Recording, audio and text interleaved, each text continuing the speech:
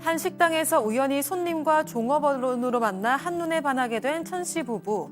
이윽고 둘은 교제한 지 얼마 되지 않아 갑작스레 임신을 하게 됐고 곧바로 결혼까지 결심하게 되었는데요. 하지만 너무 빨랐던 결혼 진행이 이들에게 독이 되었던 걸까요? 결혼 후 얼마 지나지 않아 낯선 사람들이 천 씨의 집에 찾아와 행패를 부렸고 지방에서 사업을 한다는 남편은 알고 보니 해외 원정 도박을 다니던 도박꾼이었습니다. 그것도 모자라 남편은 여러 여자들과 외도를 저지르기까지 했는데요. 심지어 천 씨는 최근에 남편의 10살짜리 아이를 키우고 있다는 한 여성의 연락까지 받게 됐습니다. 불륜의 도박에 숨겨진 아이까지. 남편의 숨겨진 두 얼굴로 천 씨는 큰 충격을 받았는데요. 그녀는 이 결혼 생활을 유지할 수 있을까요? 자, 저희가 별별 상담소를 진행하면서 나왔던 온갖 별의별 일들이 이 사연 하나에 다 들어있는 것 같습니다. 이번 사연은요, 사반 가족께서 직접 저희에게 제보를 해주신 사연입니다. 신원이 특정되지 않게끔 약간의 각색을 했다는 점 말씀드리고요. 그런데 이번 사연 같은 경우는 참 놀랍게도 한국 사람이 아닙니다. 네, 이 제보자분 천 씨는 태국 사람입니다. 한국에 온 지 2년 만에 현재 남편을 만났다고 하는데 이 당시에 천 씨는 한 식당에서 서빙을 하고 있었습니다. 종업원이었는데 그 식당에 자주 오던 단골이었던 이 남성이랑 서로 호감이 생겨서 연인 관계로 발전을 한 겁니다. 그러던 중에 만난 지 2개월 만에 이 천 씨가 임신을 하게 됐는데요. 이 남성 같은 경우에는 이미 한 차례 결혼에 실패한 경험이 있었습니다. 그래서 이 남편은 처음에는 아이를 지우자고 했는데 얼마 뒤에 생각을 바꿔서 아이를 책임지겠다 하면서 결혼을 하자고 얘기를 한 겁니다. 그래서 이 천 씨랑 남편은 만난 지 한 3개월 만에 결혼을 하게 됐고 현재는 7살 난 아들을 키우고 있는 상황입니다. 자, 지금 우리 가족 여러분들이 야, 이게 무슨 뭐 이혼을 하고 말고 고민할 여지가 있냐라고 하시는데 맞습니다. 지금 이 천 씨 역시도 이혼을 지금 결심하신 상태예요. 그 얘기는 저희가 뭐 잠시 후에 다시 드릴 텐데. 자, 박 변호사님. 네. 일단 이자연 기자가 설명한 그 부분까지는 상당히 운명적인 만남 같았는데 네. 자, 그런데 신혼 초부터 뭔가 야, 이거 좀 이상하다. 자, 요까지는 운명적인 것 같아요. 그렇지만 신혼 초에 좀 이상한 일들이 자주 발생합니다. 아이 낳기 전인데요. 매일 밤에 누가 문 두드리는 소리 났고 남편이 기겁을 하면서 나가서 이렇게 얘기했던 그런 부분이 많았던 것 같아요. 그래서 뭐냐고 물어보면 아는 동생이 그냥 놀러 온 거다라고 말했고요.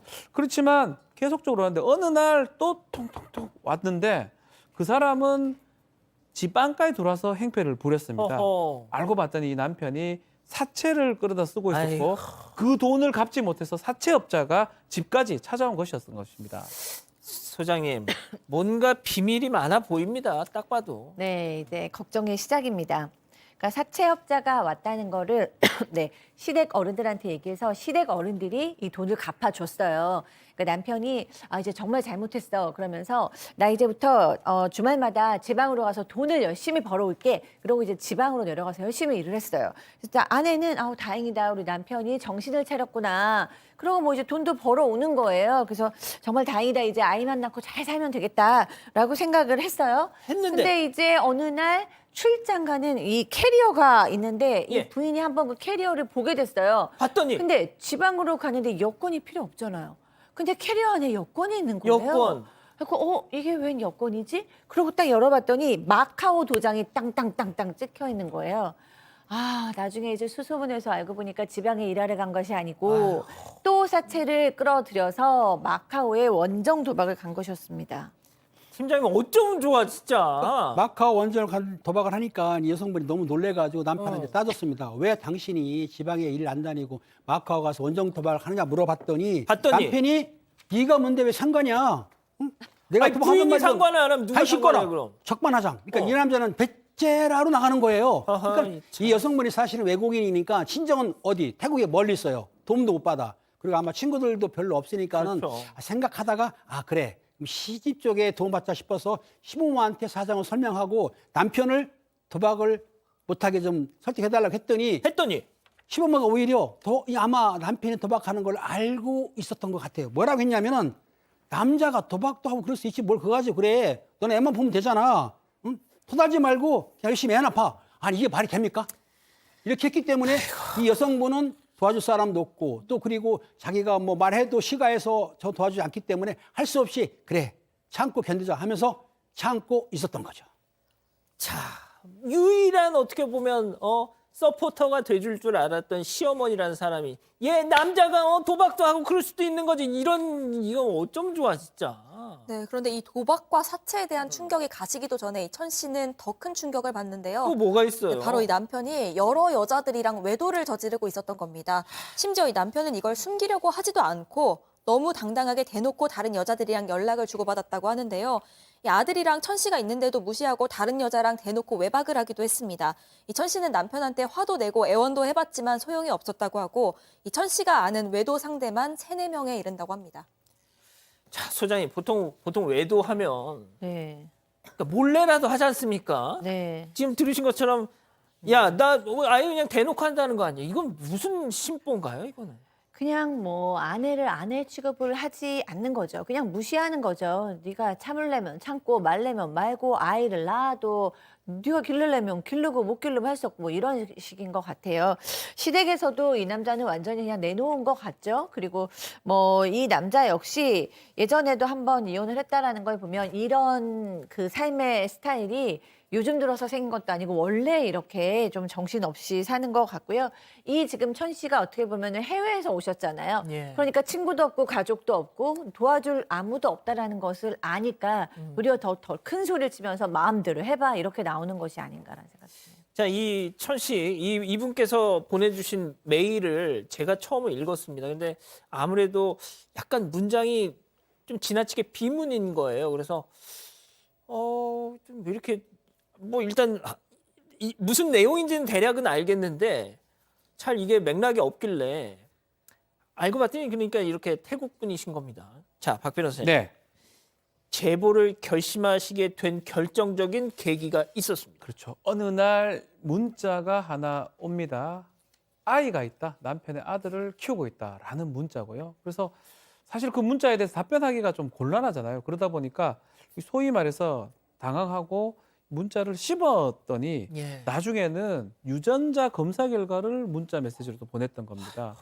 그래도 사실 계속 안 보니까 SNS에 찾아와가지고 악성 댓글 달고 매일매일 욕설 문자를 보내서 협박까지 했다고 합니다. 팀장님 어쩌면 좋아 진짜. 그러니까 이 여성분이 남편한테 물어봤습니다. 이 어떤 내용이 세세히 말해라 했더니 남편이 뭘 하겠냐면은 내가 10년 전에 잠깐 만났던 여자인데 정신 이상한 여자야. 그러니까 신경 쓰지 말고 그냥 무시해보라고 답변을 했습니다. 그러니까 여자 생각엔 남편 말 믿기 위해서 그냥 무시했더니 그게 아닙니다. 그 문자 오는 걸 차단하면 전화번호를 다른 걸로 해서 또 계속 악성 문자가 오는 거예요. 또 그뿐만 아니고 아마 이 아들 그 7살짜리 있지 않습니까? 사진을 구했는지 그 사진을 보내면서 죽여버리겠다. 내 아들 죽인다는 거예요. 얼마나 무섭겠습니까? 그렇게 협박을 했고 또 하루에 20통, 30통 전화를 하니까 이 여성 입장에서는 상당히 괴롭기도 하지만 무섭기도 하고 또 그랬다고 해서 남편이 해결을 안 해주니까 정말 곤란한 지경에 빠진 거죠. 아니 경찰에 신고해야지. 스토킹 아니 스토킹 하루에 문자를 20-30개씩 보낸다는데요. 네, 이 천 씨도 너무 스트레스를 받아서 스토킹으로 신고가 가능한지 알아봤는데요. 이 봤는데요. 경찰이 하는 말이 어. 그런데 그쪽도 답장으로 욕설을 보내셔서 쌍방이라 신고가 안 됩니다 하는 답을 받으신 겁니다. 아이고. 그러니까 이 여성이 욕설 문자를 계속 보냈잖아요. 그러니까 이 천 씨도 화가 나서 당연하죠. 욕설로 대응을 한 거예요. 그런데 이 사실 때문에 법적 조치가 안 된다는 그런 답변을 받은 겁니다. 어제도 이 천 씨는 부재중 전화가 20통 찍혀 있었다면서 이런 사실 때문에 너무 스트레스를 받아서 남편한테 하소연을 해봤는데 이 남편은 나 몰라라 한다고 합니다. 아니 팀장님. 저렇게 맞대응하면 저게 안 되는 거예요? 맞대응하게 되면은 쌍관련이 되기 때문에 물론 사실은 한쪽 들어서 할 수도 있어요. 근데 이 경찰관이 그 내용만 이것만 간 건 아니고 다른 조건이 있을 거예요. 왜냐하면 이쪽도 스토커할 수도 있고 양쪽이 다 할 수 있지 않습니까? 둘 다 있거나 하면 돼요. 가능은 합니다. 근데 이제 피해자 쪽에서 보게 되면은 구태하게 되면 당신도 혹시 스토커로 신고할지 모르니까 자제라고 했을 거예요. 아무래도 이제 또 태국 분이시고 하니까 그렇죠. 또 경찰에 입건이 된다고 하면 왠지 좀 덜컥 또 겁도 나고 하실 테니까. 당연히 그렇죠. 예. 근데 팀장님 이거 아유 진짜 이게 말도 안 나오네 정말. 이거 진짜 진짜 때리지 마시고 지금 이 분이 사실은 이혼하려고 결심을 하고 있는데 예. 왜 힘드냐면은 이분이 외국인이지 않습니까? 그러면 이제 귀화를 해야 되는데 결혼한 사람은 그 간이 귀화가 가능해요. 근데 이혼하게 되면 좀 약간 그런 불이익을 볼 수도 있고 또 그리고 남편이 뭐라 했냐면 야 너는 외국인이니까 너 이혼하면 아이는 양육권 나한테 있어. 너는 이혼하면 소용이 없는 거야. 라고 했고 또 경제적으로 독립이 안 됐기 때문에 시가에서 돈 받는 모양 같아요. 그러니까 경제적으로도 그렇고 남편도 그렇고 이러지도 저러지도 못하는 상황이기 때문에 또 그리고 이혼한다 하더라도 양육권을 못 받으니까 이혼하기 힘든 상황이고 또 지금 심사 중이라고 그래요. 그 혼인 그 귀화를. 그러니까 간이 귀화에서도 불이익 받으니까 이러지도 저러지도 못한 상황이라 참 안타까운 상황인 것 같습니다. 예. 자, 그러면 이쯤에서 별별 상담소 오늘의 궁금증 짚어보죠. 자, 외도에 도박까지 하는 이 인간 국적 심사 중인데 이혼해도 예. 일단은 우리 국적을 얻는 거를 귀화라 그러고요. 혼인 관계가 있다 그러면 외국인 같은 경우는 간이 귀화, 혼인 귀화가 가능합니다. 간이 귀화 뭐 몇 가지 요건을 말씀드리면 혼인한 다음에 2년 이상 거주했을 때 아니면 3년 정도 혼인했는데 주소지에 우리 1년 있었을 때 등등의 요건들이 필요합니다. 근데 이 지금 상황은 뭐냐면 혼인이 깨질 가능성이 지금 높은 상황이잖아요. 이혼이 될 수 있는 그런 상황인데 그 간이기화 요건 중에 미성년의 자녀를 키웠을 때 요건이 가능하거든요. 지금 아이도 있고요. 예. 또 두 번째는 그 기간의 요건을 채웠는데 본인의 책임 없는 사유로 만약에 혼인이 끝났을 때 법무부 장관이 상당하다고 인정이 되면 간이기화 요건이 됩니다. 이 사건은 보면 아이도 미성년 아이도 있고 본인의 책임이 전혀 없어요. 천 씨 같은 경우는. 그럼요. 남편의 책임이 크기 때문에 국적 간이기화 심사를 한다 그러면 받아들일 가능성이 있기 때문에 그 국적을 받은 다음에 또 이혼을 한다든지 그런 것들을 전개하면 되지 않을까 이렇게 판단이 됩니다. 자, 양육권은 어떻게 합니까? 양육권은 뭐 지금 상황이면 거의 양육권 남편이 뭐 요구할 수도 있겠지만 이 아내한테 양육권이 갈 가능성이 매우 높고요. 만약에 두 사람이 이제 이혼을 하게 되면 양육을 하지 않는 일방 배우자, 당사자는 양육비를 지급하면서 면접 교섭권을 행사하게 됩니다. 이 남편은 만약 양육권을 가지지 않는다면 양육비 지급할 의무가 생기는 건데 글쎄요 이제 그 부분을 이제 법적으로 좀 보장을 좀 받을 필요가 있지 않을까 생각이 듭니다. 자, 그러면은 우리 팀장님부터 진짜 제가 또 한 가지만 좀 팁을 드리면 이 인간 이혼을 절대 못 하겠다고 막 버티고 있답니다. 남성분이요? 예. 그렇지만 이혼을 못한다고 버텨라도 본인이 책임이 있기 때문에 이혼은 가능한데 제 생각에는 이 여성분이 일단 간이 귀화를 해서 한국인 그 국적을 취득한 다음에 이혼하고 싶으면 청구해야 되지만 지금은 좀 기다렸다가 국적까지 취득할 때까지 좀 기다렸으면 싶은 마음입니다. 자, 소장님은 네. 만약에 천 씨가 와서 네. 소장님한테 상담을 좀 청한다면 네. 어떤 말씀 좀 사실 뭐 다문화 가족 국제 결혼하신 분들이 이런 처지에서 결혼을 막상 왔는데 언어 조절 안 되고 다행히도 그래도 천 씨는 언어 소통이 되지만요. 도와줄 사람도 없어서 이런 고통에 처하신 분들도 또 저는 왕왕 만났단 말이에요. 근데 이런 분들이 저는 이제 사건반장에도 이렇게 제보를 해주신 건 정말 잘한 거다. 왜냐하면 이분은 되도록 많은 정보를 아실 필요가 있고 많은 도움을 줄 사람들을 만나실 필요가 있다라고 생각을 해요. 지금 외도나 도박이나 사채 뭐 이런 걸 계속한다면 남편이 무조건 이혼을 안 한다고 우길 때가 아니죠. 본인이 뭐 외도도 완전 끊고 도박도 끊고 사채도 끊고 건실하게 이 가족을 지키겠다 이제라도 정신 차리고 이런다면 또 다시 생각해 볼 만하지만 지금 이렇게 전혀 뭐 배째라라는 상황을 하면 천 씨는 살 수가 없고 아이에게도 더 악영향을 줄 거기 때문에 뭐 이혼은 불보듯 뻔한 상황인데 더 많이 알아보셔서 도움을 줄 만한 기관 또 전문가 또 우리 사건반장 같은 이런 좋은 또 언론과 함께 또 소통하시면서 준비를 하시면 좋지 않을까 하는 생각이 듭니다. 예. 자, 우리 박 변호사님 뭐 법적인 거 떠나서 상당히 예. 아쉽습니다. 이렇게 외국에서 왔기 때문에 좀 그러니까요. 더 챙겨야 되고 해야 되는데 뭐 할 수 있는 나쁜 건 다 했잖아요. 뭐 그러니까요. 도박에다가 뭐 별의별 걸 다 하고 있기 때문에 뭐 이거 혼인 관계를 유지할 수는 없어 보이긴 하고요. 뭐 그럼에도 불구하고 제가 남편이 개가천선하라긴 바라지는 않는데 예. 이 법적 지식이나 이런 거 모르는 우리 천 씨 뭐 국적 심사도 받아야 되고 할 게 많습니다.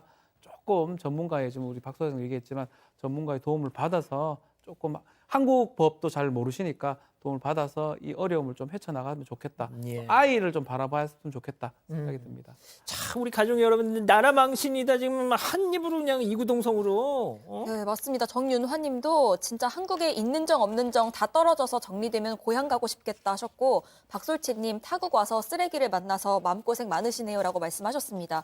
이 반장님이 국적 때문에 이혼 못하는 걸 알면 남편이 더 악랄하게 굴 수도 있을 것 같은데 돈 벌 능력 꼭 가지시고 경제적으로 독립하시라는 조언도 해주셨습니다.